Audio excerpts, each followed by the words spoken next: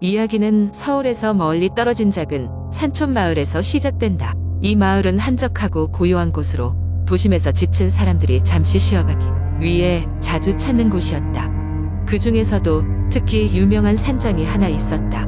그 산장은 수년 전 평범한 가정주부였던 김경애 씨가 운영하는 곳으로 관광객들에게 포근하고 따뜻한 휴식을 제공하는 곳으로 유명했다. 어느 가을 한 무리의 도시 청년들이 이 산장을 찾았다. 그들은 친구들끼리 1년에 한 번씩 떠나는 여행을 계획하고 있었고 이번에는 이 산장이 그들의 선택이었다. 그들은 회사 동료들과 졸업 후에도 종종 연락을 주고받던 학교 친구들이었다. 총 6명이었으며 그들은 전혀 예감하지 못했다. 이 여행이 그들 중 누구에게는 평생 잊지 못할 트라우마가 될 것이라는 것을. 산장에 도착한 첫날 밤 청년들은 산장의 따뜻한 분위기에 취해 저녁을 즐기고 있었다. 김경애 씨가 직접 만든 다양한 반찬들과 따뜻한 된장찌개 그리고 각종 나물들이 그들의 입맛을 사로잡았다. 저녁 식사 후 그들은 거실에 모여 앉아 와인을 마시며 즐거운 시간을 보내고 있었다. 이야기는 주로 회사에서의 스트레스와 일상적인 고민들 그리고 추억을 회상하는 내용이었다. 밤이 깊어지면서 그들은 자연스럽게 산장 내 다양한 이야기에 관심을 갖기 시작했다. 특히나 그들이 묵고 있는 방에 대한 이야기가 흥미를 끌었다. 산장은 한적한 곳에 위치해 있었기에 여러 가지 기묘한 소문들이 돌곤 했다. 산장 앞마당에 수령이 오래된 느티나무에는 전설이 전해져 내려오고 있었다. 전설에 따르면 옛날에 이 마을 애악령이 나타나 사람들을 괴롭혔을 때 그 느티나무가 악령을 봉인할 수 있는 유일한 방법이었다고 한다. 늦은 밤 모두가 잠든 것 같을 때쯤 윤지라는 친구가 화장실에 가기 위해 일어났다. 산장은 오래된 건물이라 기와로 지어진 천장과 색바른 창문들이 시간이 지남에 따라 삐걱거리는 소리를 내곤 했다. 윤지는 천천히 복도를 걸어가며 화장실 문을 향했다. 그때 느껴지는 묘한 기운에 윤지는 가볍게 소름이 돋더니 왠지 모르게 뒤를 돌아보았다. 그러나 아무것도 없었다. 윤지가 화장실에 머물던 시간은 길지 않았다. 손을 씻고 나오면서도 그녀는 한 차례 더 뒤를 돌아보았지만 여전히 아무것도 보이지 않았다. 소름 끼치는 기분이 계속되자 결국 그녀는 서둘러 방으로 돌아갔다. 방에 들어서자 김석이 자고 있던 모습을 보고 윤지는 안도했다. 그녀는 그와 함께 편안하게 잠이 들었다. 그러나 밤은 다시 고요해지지 않았다. 얼마 지나지 않아 이번에는 찬혁이 깨어났다. 그는 방 안이 이상하게 어두운 것을 느꼈다. 마치 방 안 모든 빛이 빨려 들어가 버린 듯 순식간에 암흑에 둘러싸인 것만 같았다. 찬혁은 불길한 기운을 느끼며 몸을 일으켰다. 그 순간 창문 밖에서 뭔가 흐릿하게 움직이는 것이 보였다. 그는 눈을 비비며 확인해 보려 했으나 그것은 너무나도 빨리 사라졌다. 마치 뭔가가 그들을 지켜보고 있다는 느낌의 찬혁은 서둘러 방문을 열고 나갔다. 그는 복도를 걸으며 기분 나쁜 기운을 느꼈다. 그리고 화장실 앞에서 갑자기 멈췄다. 문 너머에서 뭔가가 그를 부르고 있었다. 찬혁은 문 손잡이를 잡기 전 한 번 더 주저하다가 결국 결심을 하고 문을 열었다. 그러나 그가 본 것은 망상이 아니었다. 화장실 거울에 비친 자신이 아닌 다른 존재가 그를 응시하고 있었다. 그 생명체는 윤지의 얼굴을 한 귀신이었다. 그녀의 얼굴은 창백하고 눈은 깊이 패여 있었다. 찬혁은 뒤로 물러섰으나 그 순간 귀신의 입이 열리며 이상한 소리를 냈다. 찬혁은 비명을 지르며 방으로 달려가 친구들을 깨웠다. 모두가 그의 말을 믿지 않았지만 그의 얼굴에서 드러나는 극도의 공포는 너무도 실체적이었다. 그들은 모두 방 바깥으로 나와 화장실로 향했다. 그러나 그곳에는 아무것도 없었다. 그제서야 친구들은 찬혁의 이야기에 귀를 기울이기 시작했다. 무슨 일이 있었던 거야? 성경이 조심스럽게 물었다. 찬혁은 떨리는 목소리로 말하기 시작했다. 화장실 거울에 윤지 얼굴을 한 귀신이 있었어. 하지만 그건 윤지가 아니었어. 윤지는 불안한 마음에 거울을 다시 보았다. 이번에는 아무것도 보이지 않았다. 친구들은 결국 서로를 믿기 시작했고 모두가 다시는 홀로 화장실에 가지 않기로 결심했다. 다음날 아침이 밝아왔지만 모두는 밤새 충격에 휩싸여 제대로 잠을 이루지 못했다. 그때 김경애 씨가 다가와 말을 걸었다. 무슨 일 있었나요? 얼굴들이 안 좋아 보이네요. 그들은 김경애 씨에게 밤사이 있었던 일을 이야기했다. 그녀는 심각한 표정을 지으며 들었다. 그리고 말했다. 사실 이 산장은 예전부터 귀신이 나온다는 소문이 있었어요. 특히 화장실 거울에서. 김경애 씨는 그 이야기를 이어갔다. 20여 년 전 그 귀신이 실제로 모습을 드러낸 적이 몇 번 있었답니다. 처음에는 몇몇 손님들이 본 것 같았지만 점차 그 빈도가 잦아졌어요. 그중 가장 잔인했던 사건은 한 가족이 그 귀신을 보고 큰 충격에 빠져 모두 이 산장을 떠난 사건이었죠. 그녀의 이야기에 청년들은 공포에 떨기 시작했다. 도저히 믿기 어려운 일이었지만 이젠 김경애 씨의 말도 이해가 되기 시작했다. 그들은 그날 저녁 산장을 떠나기로 결심했다. 하지만 그들이 짐을 챙기는 동안에도 계속해서 이상한 기운은 그들을 둘러싸고 있었다. 마지막 날 밤 그들은 산장을 떠나기 전 다시 화장실 앞에 모였다. 모두가 긴장된 표정으로 있었다. 그때 찬혁이 거울을 한번 다시 바라봤다. 거울 속에는 이번엔 여러 귀신들이 그들을 응시하고 있었다. 모두가 비명을 지르며 서둘러 산장을 뛰쳐나갔다. 결국 그들은 뒤도 돌아보지 않고 산장을 떠났다. 그리고는 다시는 그곳을 찾지 않았다. 그들은 자신들이 겪은 것을 다른 사람들에게 이야기했지만 그 이야기는 점차 사람들 사이에서 희미해졌다. 하지만 그날의 공포는 그들 마음속에 영원히 남게 되었다. 산장은 여전히 그 자리에 있었다. 여전히 고요하고 여전히 아름다웠다. 그러나 밤이 되면 여전히 귀신들이 배회하며 그들에게 겪은 일을 이야기하고 있을 것이다. 새로운 손님들이 이 산장을 찾아와 밤을 보내고 있을 때도 그들은 알지 못할 것이다. 이 산장이 가진 검게 물든 역사와 그 속에 숨어있는 공포를 앤드소 더 레전드 오브 더 헌티드 마운틴 로지 컨텐노드 헌팅 더 메모리즈 오브 도즈 후 다레드토 스펜드 어 나잇. 대어 두 번째 이야기. 대학을 졸업하고 첫 직장을 찾기 위해 나는 서울로 올라갔다. 오래된 친구가 운영하는 작은 회사에서 일하기로 한 나는 회사 근처 고시원에서 며칠 동안 지내기로 했다. 예산이 넉넉하지 않았기 때문에 그저 잠시 머물다 떠나는 곳이라 생각하고 큰 기대는 하지 않았다. 고시원은 아주 작은 공간이었다. 방이 좁고 창문도 작아서 거의 감옥 같은 느낌이 났다. 하지만 값이 저렴했기 때문에 별다른 불만 없이 지내기로 했다. 고시원 주인 아주머니는 퉁명스러웠지만 크게 상관은 없었다. 내가 가장 신경 쓴 건 바로 방, 변기와 공동 샤워실이었다. 하루는 피곤한 몸을 이끌고 퇴근 후 방으로 돌아왔다. 이미 늦은 시간이었기 때문에 빨리 씻고 자려고 샤워실로 향했다. 공동 샤워실은 고시원 복도 끝에 위치해 있고 한 번도 사용해 본 적 없던 낡은 문이 나를 반겼다. 샤워실 문을 열어보니 마치 고요한 지옥에 출입문을 연 것 같은 느낌이 들었다. 작은 샤워 칸막이들 뒤에서 이상한 소리가 들렸다.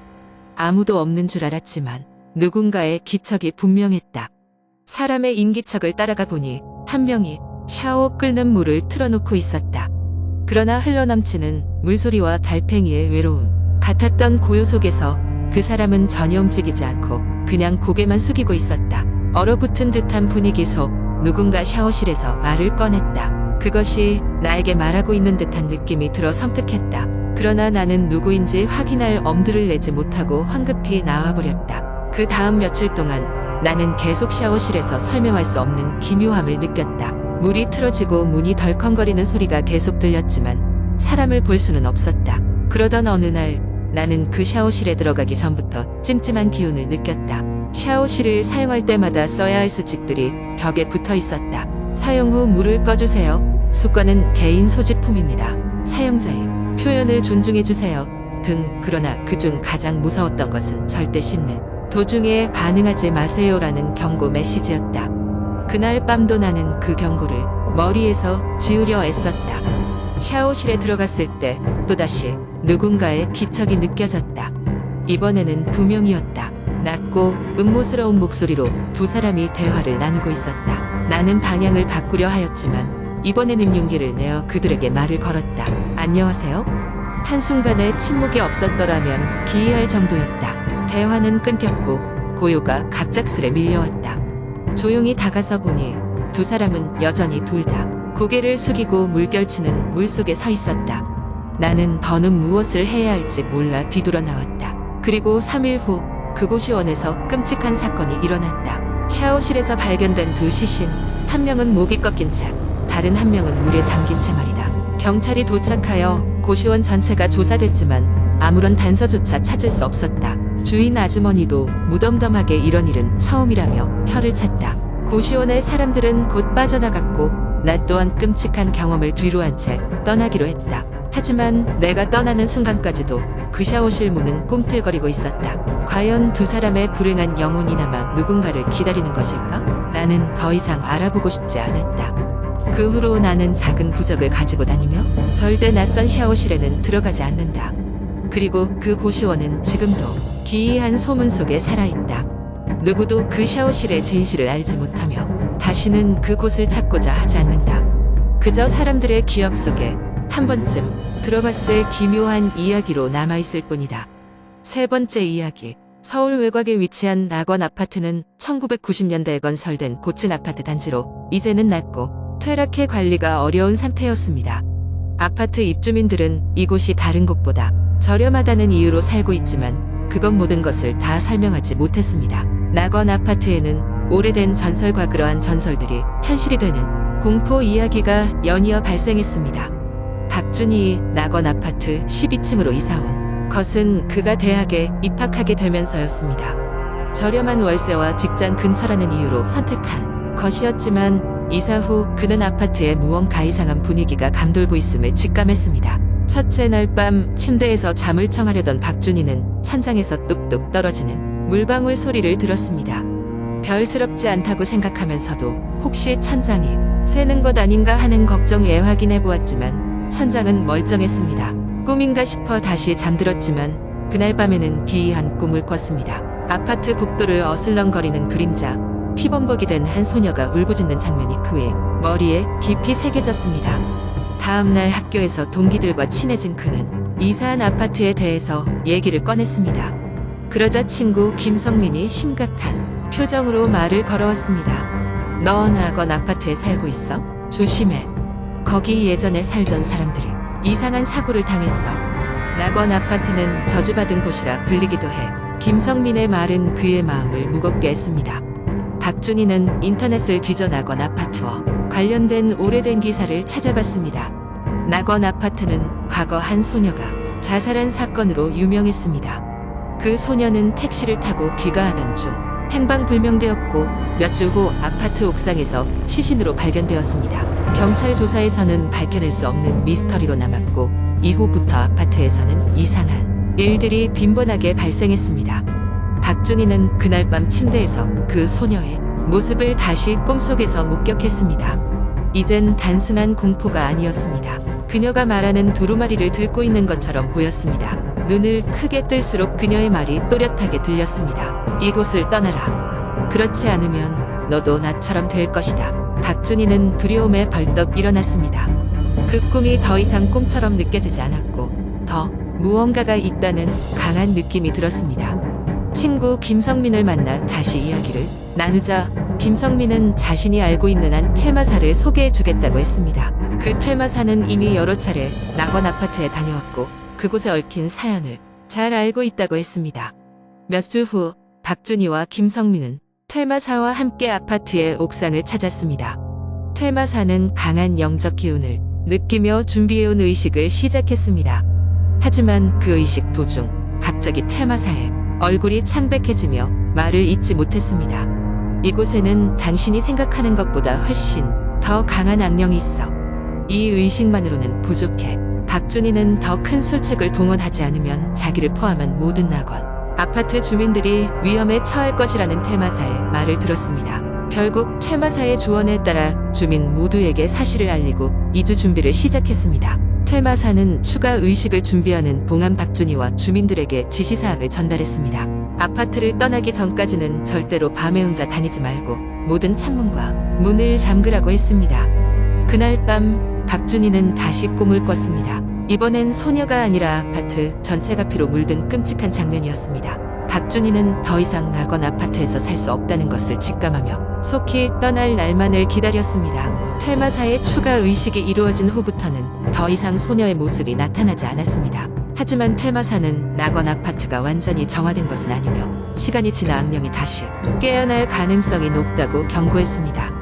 박준희는 결국 낙원 아파트를 떠났지만 그가 떠난 후로도 그곳은 계속해서 저주받은 장소로 남았습니다. 새로운 입주민들이 들어올 때마다 비슷한 소문이 돌았고 낙원 아파트는 점점 더 폐허가 되어갔습니다. 사람들은 이제 그 아파트를 멀리하며 서울 외곽에 위치한 저주의 고층 건물로만 기억할 따름이었습니다. 박준희도 그 후로 몇 번이고 무슨 이유에서인지 낙원 아파트 근처를 지나칠 때마다 소름 끼치는 기분을 느꼈고 다시는 그곳으로 돌아가지 않겠다고 다짐했습니다.